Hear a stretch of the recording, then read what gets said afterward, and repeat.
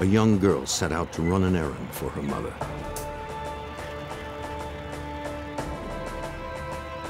As the minutes ticked by, it became clear she did not simply wander off. With no clues to her whereabouts, local authorities called in the FBI to help. Vicki Lynn Hoskinson was going only a few blocks, but the search for her would spread to 3 states.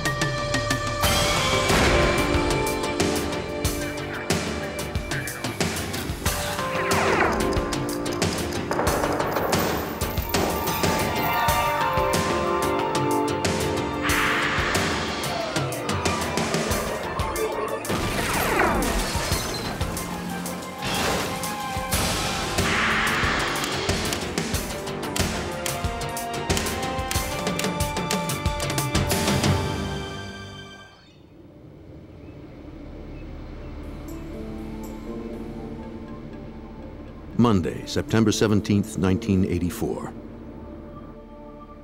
At around 3 in the afternoon in Flowing Wells, Arizona, outside Tucson, 8-year-old Vicki Lynn Hoskinson, just home from school, was helping her mom send a belated birthday card to her aunt. Because her big sister was staying late at school for track practice, Vicki asked her mom if she could mail the card by herself. The mailbox was little more than 2 blocks away. After telling her daughter to be back before 3:30, Debbie Carlson gave her consent to her elated youngest daughter. According to Mrs. Carlson, the trip to the mailbox and back would take less than 10 minutes. I sent Vicki by herself, which was the first time I'd ever sent any one of my children by themselves to run an errand. We always used the buddy system. Little Vicki Lynn Hoskinson was on her first big solo adventure.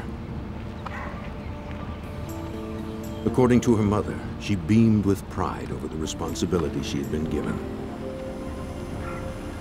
She promised to come right home after mailing the card.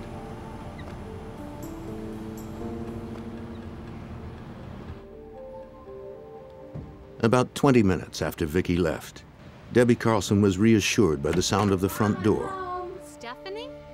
And a little surprised to see that it was Vicki's older sister, Stephanie. Do me a favor, go look for your sister. Her track practice had been canceled. Vicki went down to the mailbox. Mrs. Carlson told her that Vicki went out to mail a letter but hadn't returned. Stephanie thought her sister might be playing with a friend. Stephanie goes, "Oh, I'll go look for her. She probably stopped at Jennifer's house." So Stephanie, the second time in one day, I sent one of my kids without the buddy system. Stephanie found Vicki's bike lying on the side of the road. Vicki! She called her little sister's name. Vicki! She hurried home to tell her mom. Well, right away, that was an antenna for me because Vicki would have never left her bike in the middle of the street. That was her pride and joy. She took care of that bike like it was, a prized possession. Debbie Carlson drove to the spot with her daughter to collect Vicki's bike. Vicki! Stephanie checked the house nearby to see if anyone had seen her little sister. Vicki! No one answered. Shortly after loading Vicki's abandoned bike into the car, Mrs. Carlson was overwhelmed by emotion. I was on my way back home. I just uncontrollably started crying.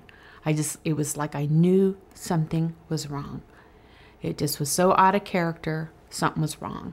All right, when's the last time you seen your dog? Mrs. Carlson called the Pima County Sheriff's Office.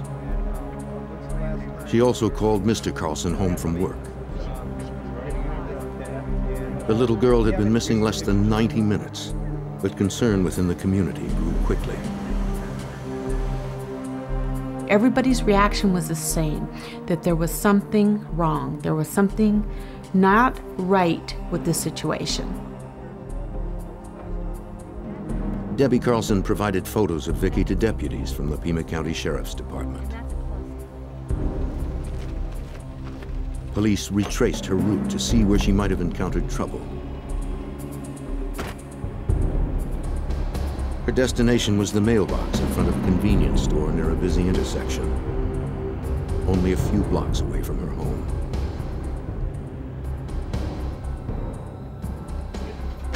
Yes, sir. How you doing? Okay, Tom Kernan.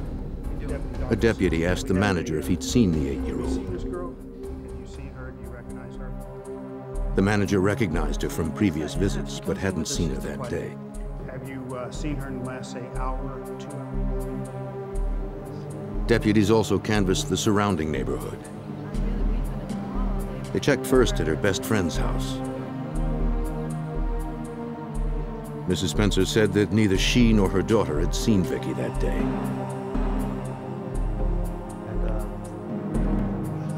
Then her 5-year-old son spoke up. Have you seen Vicky?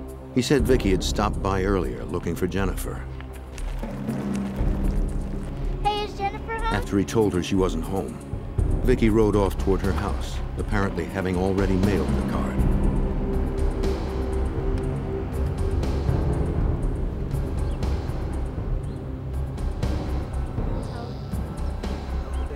Did you see her by the bike path? As the little boy finished his story, 2 older boys approached the deputy.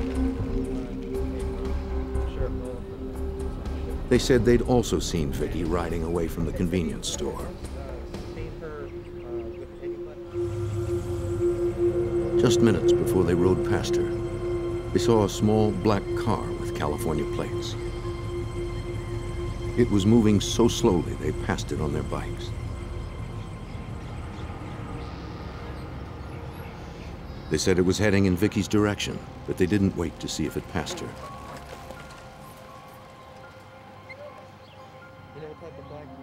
And they never noticed the driver.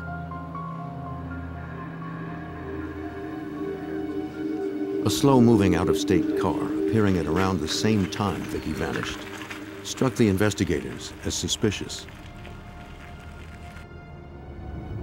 Although it simply may have been someone's guest looking for a house number, the sheriff had to consider the possibility that the little girl could have been abducted.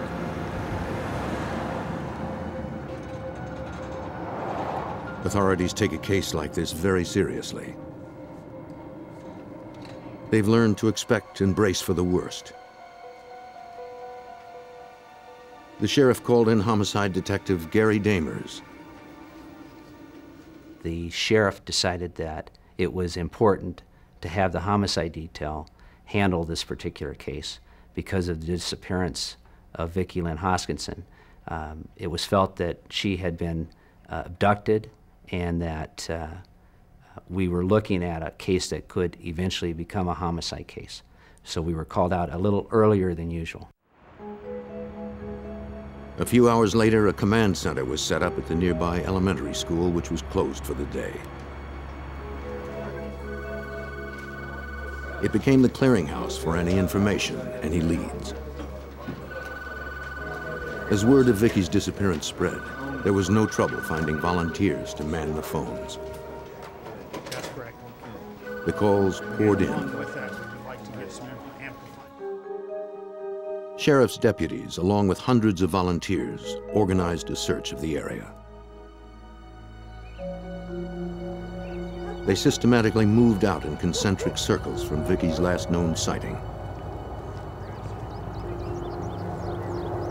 They combed the fields for some sign of the girl. But none was found. Even the dogs couldn't pick up her scent. You know, before you know it, the minutes turned into half hour into hour, and more law enforcement, more deputies started coming. People within the neighborhood started coming over, and everybody started looking for Vicki. A deputy remained at the house should new information come available or a ransom call be made. Hours passed with no word.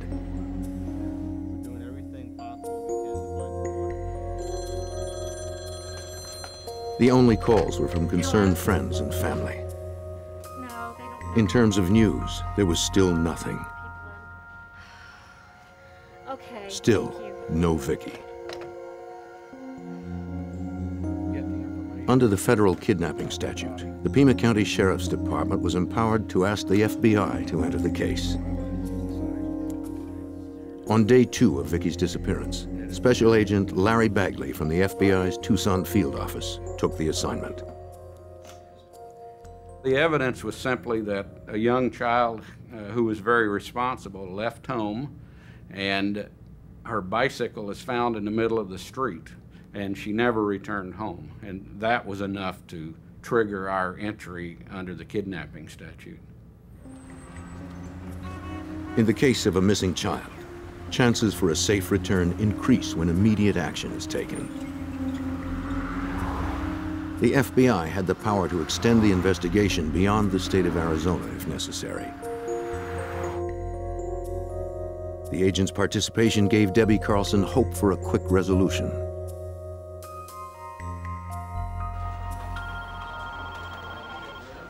A few blocks away at the command center in the elementary school, deputies and volunteers continued to work the phones. By now, it seemed that all of Tucson knew about the disappearance of the 4-foot-tall, 60-pound girl with auburn hair. And it seemed like everyone was calling. Okay, thank you. Some were pranksters, some merely misinformed. Okay. All had to be answered, filtered, and processed. Finally, among the dozens of hopeful but futile tips and leads, one call held a glimmer of hope. A woman called to report that she thought she saw Vicki Lynn Hoskinson at the mall the previous evening. Hi, can I please She was a speak to clerk at a detective? toy store. No, I She want told to- authorities that a woman in a wide-brimmed hat came in with an upset little girl who looked like Vicki Lynn to her. Can I get the bunny? The woman tried to placate the child with a toy. $15. She paid cash for the purchase, pulling it out of an envelope. You know, The clerk also noticed that she carried a shopping bag from another store in the mall. I want to eat. After paying, the two left, arguing over what to have for dinner.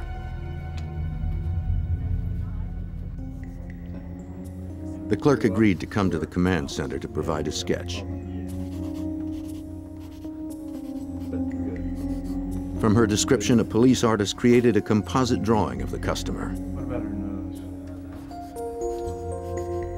It was their first real lead.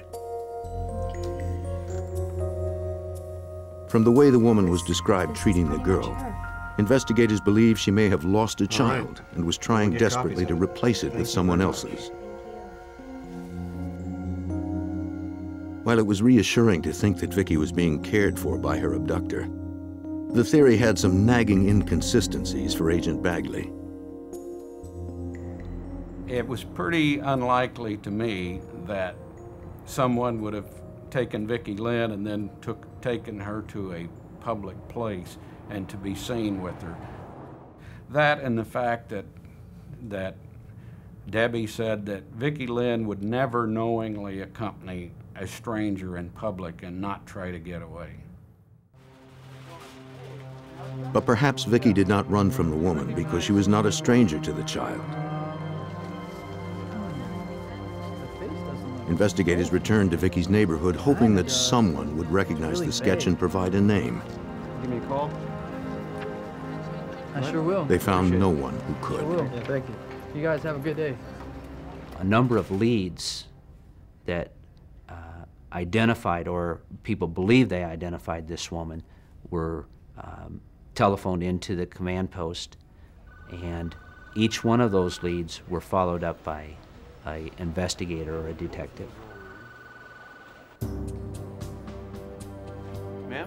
Excuse me. Investigators canvassed the mall, I'm, including the store FBI whose shopping Bagley. bag the woman had carried. This is Officer Nolan from the Sheriff's Department. What did this sketch? The clerk there recognized the woman, remembering that a little girl was with her, and even commenting that the woman had worn a wide-brimmed hat which wasn't included in the sketch.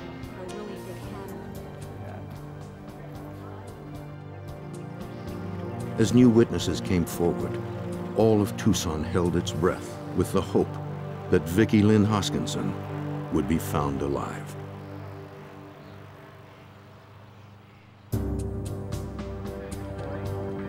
By the second day of the search for 8-year-old Vicki Lynn Hoskinson, the news coverage was extensive. Local and national news teams broadcast hourly updates. Though Vicki was reportedly seen in the Tucson Mall the night before, arguing with a strange woman, it seemed implausible to agents and deputies that if Vicki were still alive, her abductor would have taken her to a public place. Investigators continued to search in nearby rural areas. They also continued to prepare themselves and Vicki's mother, Debbie Carlson, for the worst. I remember them coming in and the second day on Tuesday and wanting access to Vicki's room. You know, they made us close up her room and they started taking hair samples from her bed. They took her sheets, they took her pillow, they took her hairbrush. They took all these things and I was like, you know, they were preparing a homicide case is basically was what they were doing. And I was not real receptive to that, you know, because in my mind, this was not going to be a homicide case. Please? Thank you. Despite their doubts, investigators continued to pursue their only lead. They needed to identify the woman in the mall whom a witness believed had abducted Vicki. Want to go get something to eat? At the nearby high school, a student thought he recognized the woman's face. He said he saw the woman with the little girl in a dark-colored car the previous afternoon. He recalled the car was a black Monte Carlo. A little girl who resembled Vicki was looking out of the window. He believed that the woman driving was the same one depicted in the sketch. Investigators wondered if it was the same car seen earlier in the neighborhood by the two boys on the bikes. Okay. The Monte Carlo that was seen was a lead for us because it sounded like it had a great deal of potential, but there wasn't much we could do with it. We did look for Monte Carlos and had got no hits with that. At the command center, witnesses of all ages were coming forward. A mother came in with her 3-year-old. Couldn't have been more. She helped her son describe to investigators what he had seen the day before. They lived across the street from where Vicki Lynn's bike was found. Earlier that afternoon, she told the detective her son was playing in the front yard. While she went into the house for just a moment, the boy said he saw a little girl on a pink bike being knocked down by what he called a black race car. He said a big girl with long hair got out of the car and helped the little girl in. Then they drove off. This little boy had apparently witnessed the abduction of Vicki Lynn Hoskinson. His portrayal of events rekindled suspicions that Vicki may have been abducted by the woman from the mall. But he was too young to give any more useful details. And his mother hadn't seen or heard anything.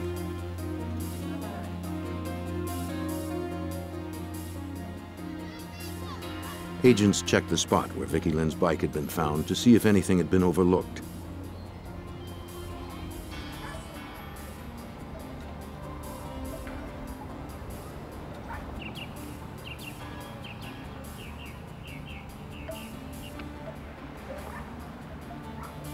Agent Bagley made a crucial find.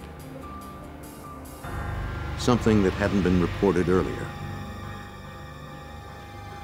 There was a fresh gouge on the post about 16 or 18 inches above the ground, which was not the contact point for a large car.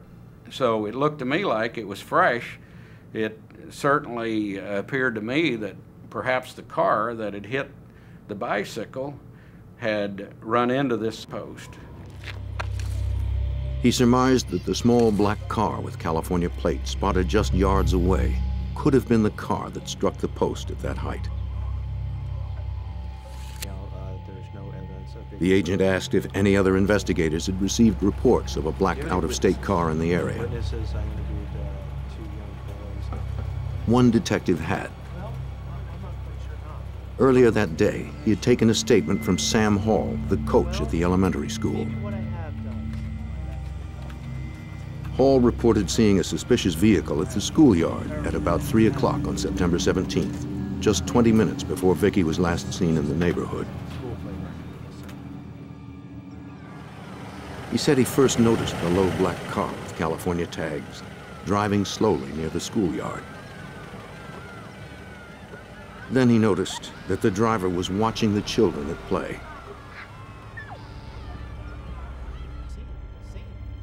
He described the driver as male, with long hair and a beard. Hall told Detective Damers that when he looked at the stranger's face, a chill went up and down his spine. He described it as his hair raising on the back of his neck when he saw this individual. So he kept a close eye on this subject. As the man began to drive off, Hall had the presence of mind to jot down his license number. The next day, when the gym teacher had heard that Vicky Lynn Hoskinson was missing, he believed that his sighting might be relevant. When we obtained the license number from Sam Hall and heard his story, it got me pretty excited because this was probably the break we were looking for. It would take several hours for the FBI to trace the license number to the car's owner. Investigators were uncertain if there was any connection between the strange woman at the mall and the bearded man in the car. Each investigator in this case was highly charged with emotion because every hour that passes makes the likelihood that Vicky Lynn would be recovered safely, it diminished with every hour.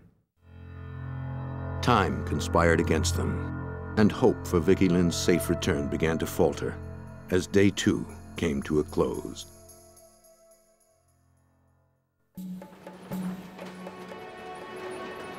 September 19th, 1984. Day 3 in the hunt for Vicky Lynn Hoskinson. While the license plate for the small black car was being traced, investigators continued collecting statements from potential witnesses. Another neighborhood woman came in to describe how her child was almost abducted.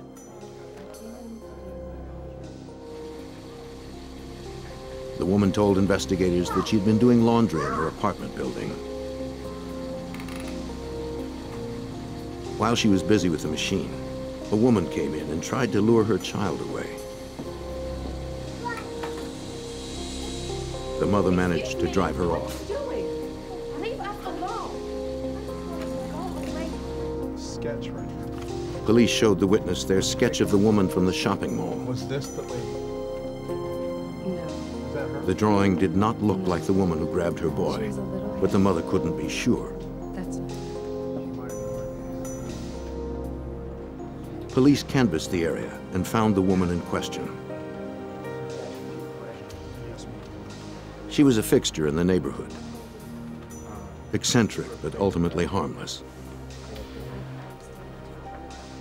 Have you ever seen this child? She was released.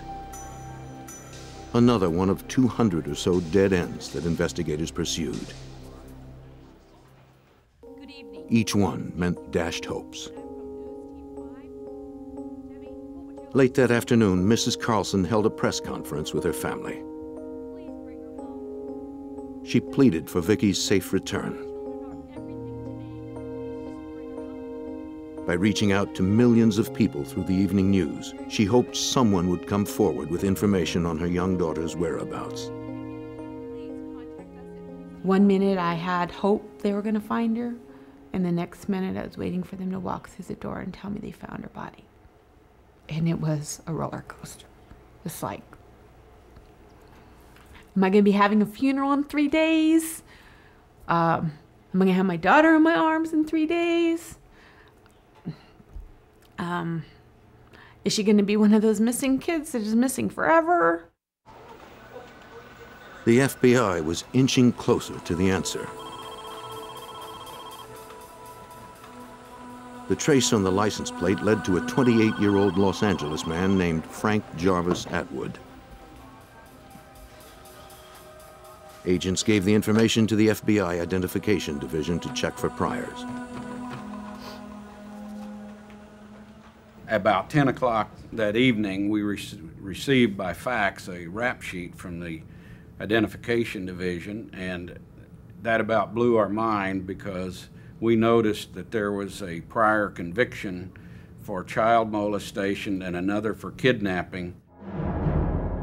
Frank Atwood was currently out on parole in California. Arizona FBI alerted agents there. They decided not to tell the Carlsons until they knew more.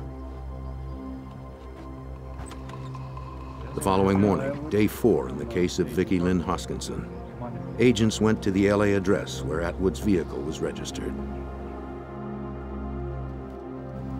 It was the home of Atwood's parents, retired Army Brigadier General Frank Atwood Sr. and his wife. Who's Atwood? Mr. Atwood, I'd like to ask you. The Atwoods acknowledged that their son had committed crimes in the past. They also told investigators that he had visited a few days earlier, but they didn't know where he was now. Agents told them that he might be involved in the kidnapping of a child, and time was of the essence. I'll tell you what, I'm gonna give you my business card. Neither parent had any information to share. Right here on the table. If he does get in contact with either one, Agents left their business cards in case the Atwoods learned anything new. The mother was very protective of him, and the father listened to the pleas that perhaps if we acted soon enough, that perhaps Vicki Lynn might be recovered alive.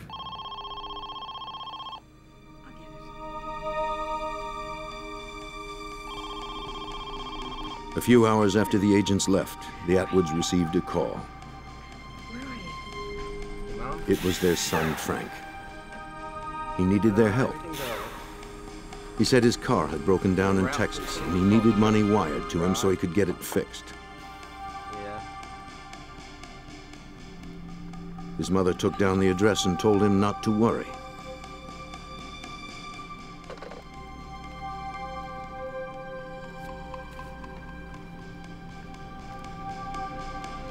His father copied it and left the house. He went to a payphone and called the FBI. He gave them the address of the garage in Kerrville, Texas, where his son Frank and a friend awaited money for a new transmission.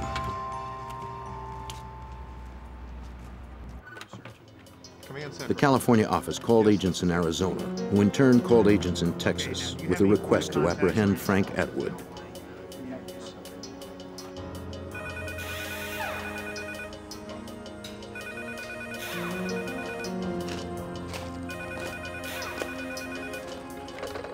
The Texas Bureau called the garage. Yeah. The manager confirmed that Atwood was there with one other man. He didn't see anyone else with them. He did not know if Atwood was armed. Agents asked him to stall the fugitive until an arrest team arrived. The wheels were set in motion for the arrest of Frank Atwood. There was one more call that Agent Bagley wasn't sure he should make. The problem is whether or not to let the parents know that we have a good lead on this. It's breaking extremely fast. We're worried about whether Vicki Lynn is with him in that car, and all sorts of things go through your mind. Ultimately, they decided to inform the Carlsons of this sudden turnabout in the case of their missing daughter. The story was too big to keep under wraps for much longer. They came over before the arrest was made, and they briefed us that they were about to make an arrest in another state. And it was going to be on the TV, and basically they briefed us on the situation, who they were going to be arresting. There was no signs of Vicky. They had him under surveillance. Without any idea about where the little girl might be, or even if she were still alive, federal agents moved in to arrest Frank Atwood for kidnapping. Stay out here, sir. Sure.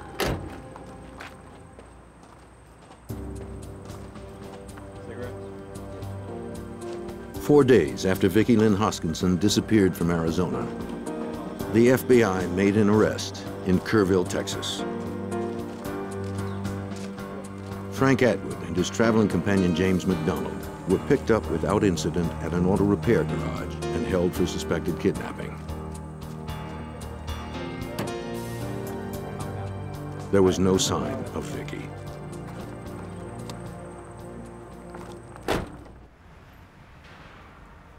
Gary Damers of the Tucson Sheriff's Department headed to Texas to interrogate him. He told us that he would speak to us about certain things, and there are certain things that he would not speak to us about. Some of the information that he provided was that he, in fact, was in the Tucson area. Atwood's history of child molesting and kidnapping made him a likely suspect in the case. Atwood admitted to being in Vicky's neighborhood on Monday, September 17th, the day she disappeared. He said he'd been staying in a nearby park. At about 3 o'clock, he left to buy drugs and returned to the park 2 hours later, around 5 p.m. He wouldn't account for his whereabouts during those 2 lost hours. He claimed he was not responsible for Vicky's disappearance. James McDonald corroborated Atwood's story. On the day in question, he told investigators that he and Atwood had had an argument in the park at about 3 o'clock. Just after that, Atwood left in his car for about 2 hours.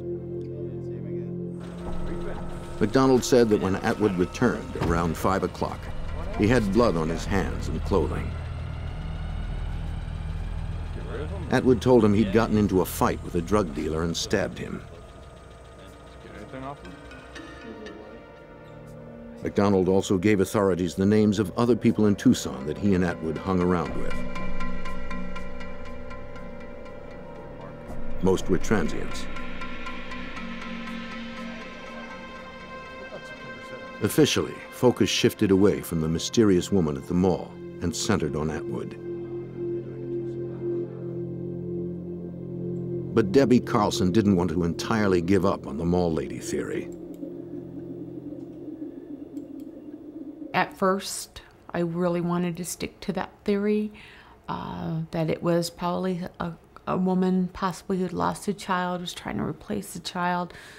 And I think that's what kept me going that first week, was that possibly it was it would be someone who would be taking care of her. Though Mrs. Carlson held out hope, investigators were less optimistic about a happy ending.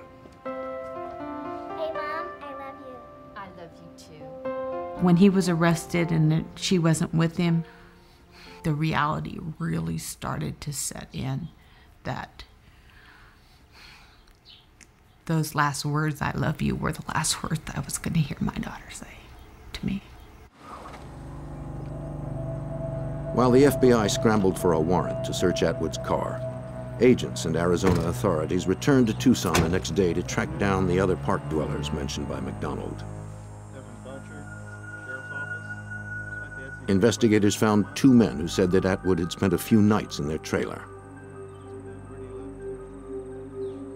One of the men, known as Mad Dog, recalled seeing him there Monday night, the night of Vicky's disappearance.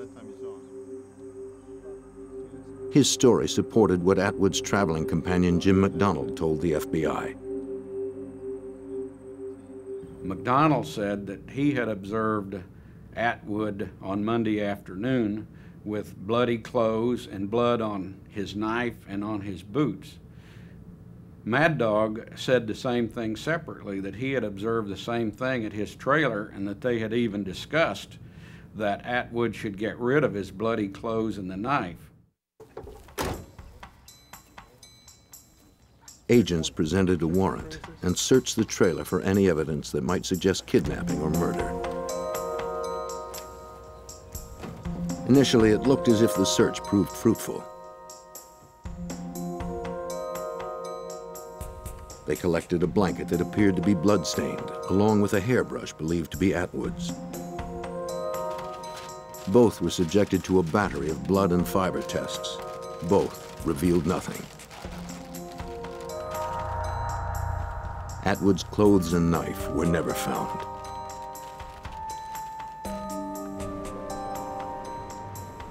The search continued, both for evidence against Atwood and for some trace of the victim. FBI agents and detectives, including myself, continued to search for Vicki Lynn Hoskinson. There was a certain amount of frustration that had set in because we were unable to locate her. The area is vast.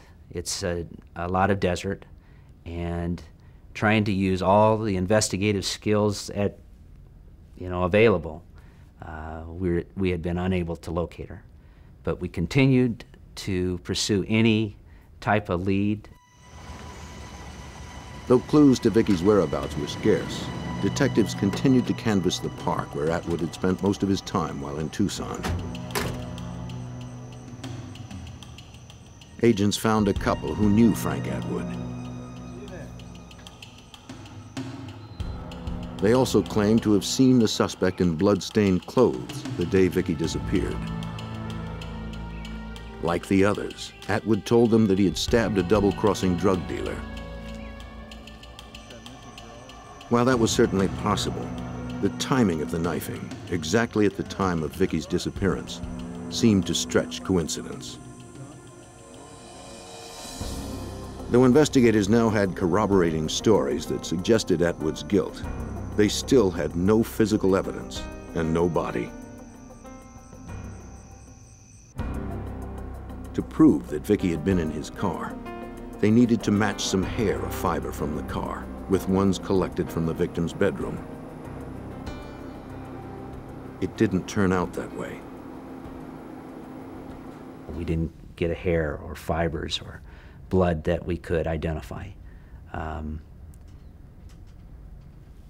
During that time, and even at this time, the best forensic experts in the country were at the FBI, and they were the ones that processed the vehicle. So I truly believe that if there was something in there that could have been found, it would have been found. What agents were looking for wasn't inside the car, but rather outside it. FBI examiners lifted a sample of paint from Vicki's bike to compare to a speck of pink paint found on Atwood's front bumper.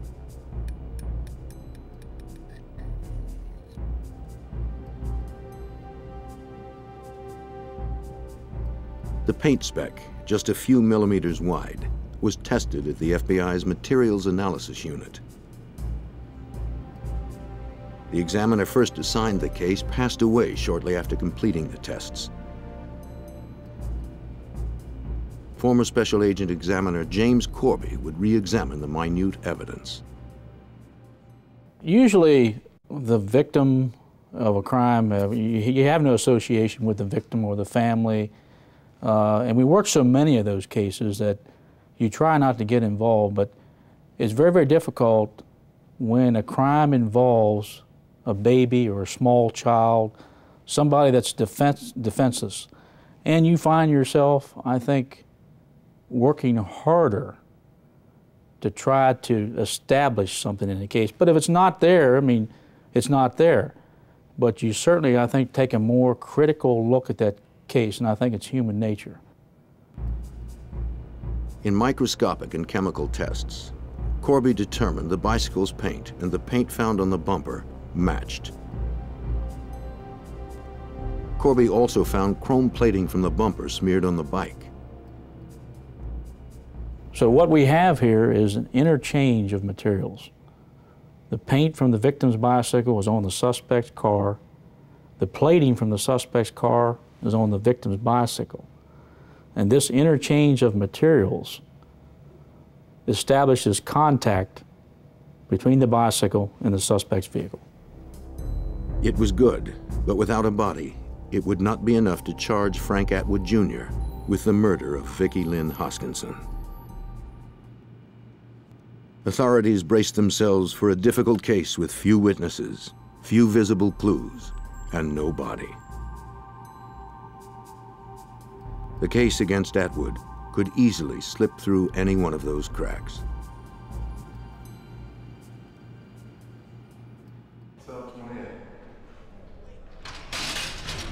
Almost 3 weeks after little Vicki Lynn Hoskinson disappeared off a street in her Tucson neighborhood, Frank Atwood Jr. was arrested in Texas and charged with kidnapping.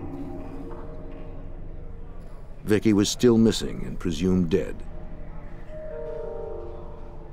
Investigators knew that if her body was not recovered, prosecution for murder would be next to impossible.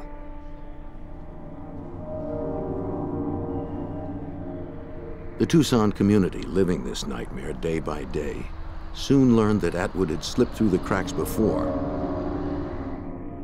Atwood was currently on parole after serving 3 years of a 5-year sentence after a child molestation charge involving a 7-year-old boy was plea bargained down to abduction.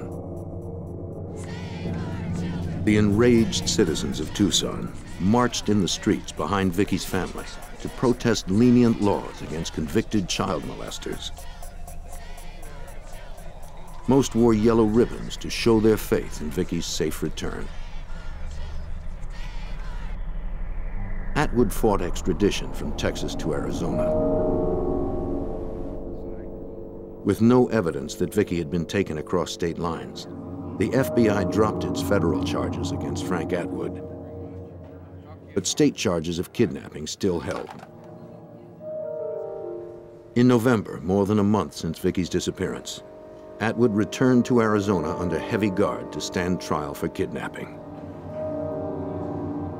Bail was denied. And I remember the day that they says, oh, you know, it will take probably at least 6 months. And I'm thinking, 6 months? Get out of here. You're crazy. Little did we know it was going to take almost 3 years. On December 3rd, 1984, a clean-shaven Frank Jarvis Atwood Jr. pled not guilty at his arraignment.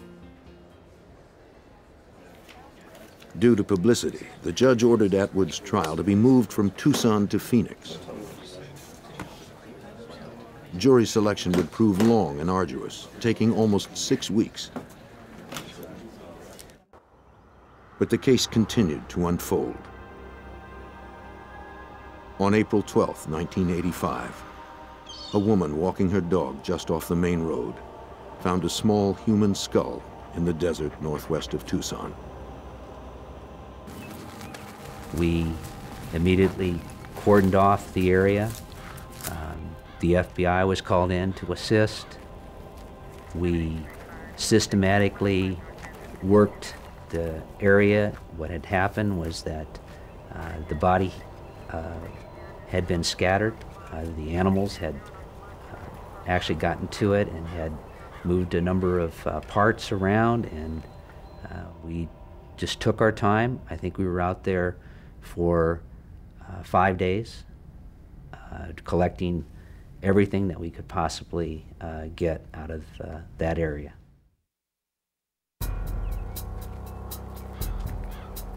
About 100 people meticulously scoured a 20-square-mile stretch of desert.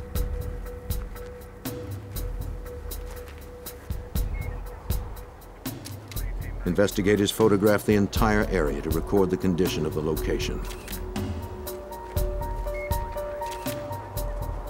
Forensic technicians marked areas where evidence was to be collected.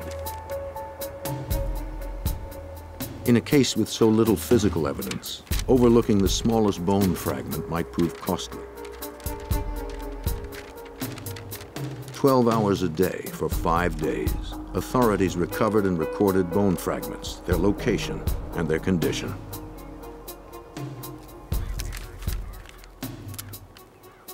Over 20 bags of evidence were delivered to the lab for identification in late May of 1985, including a portion of lower mandible that still held teeth.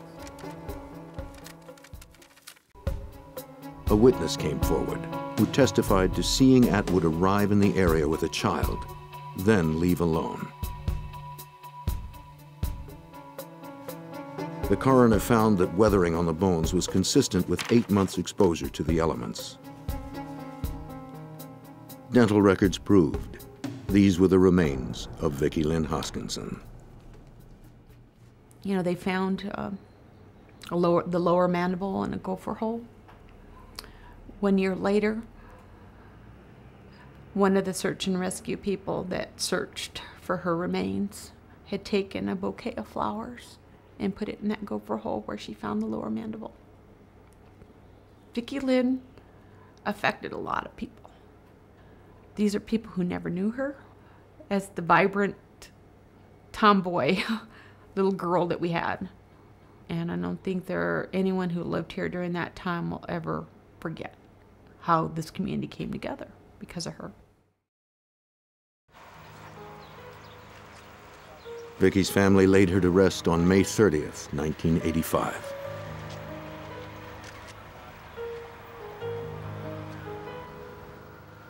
"500 mourners attended her funeral. The community was outraged that the life of one of its youngest members was cut so short. Debbie Carlson vowed that her daughter's death would have significance for the living. I became very politically active to help fight for children's issues. And we got a couple laws changed in the state of Arizona. And I think that was my saving grace because it gave me some focus.